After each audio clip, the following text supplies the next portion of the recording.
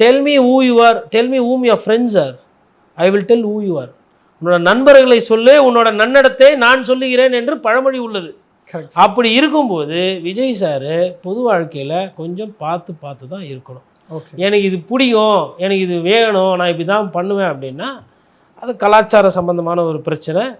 அது தமிழர்கள் அதை ஏற்றுக்க மாட்டாங்க, அது நம்மளுக்கு பிடிக்காது, அது நமக்கு ஒவ்வாது. இந்த மாதிரி விமர்சனம் வரும், தரம் தாழ்ந்த விமர்சனங்கள் விஜய் மீது வரும். இதை விஜய் தான் தேடிக்கொள்கிறார். யாருக்கும் விஜய் இப்படி பேசணுன்றது ஆசை கிடையாது. ஒரு விஷயம் வந்ததுனால, ஒரு விஷயம் இருக்கிறதுனால தான் பேசுகிறேன். பார்த்திபனுக்கு என்ன நேர்த்தி விட்டுக்கிறாங்களா? மைக் டெஸ்டிங் அலோ அலோ அப்படின்னு சொல்லி பார்த்திபன் இந்த மாதிரி நக்கல் பண்ண கிண்டல் பண்ணணுன்னு பார்த்திபனுக்கு எதனா அசைன்மெண்ட்டா?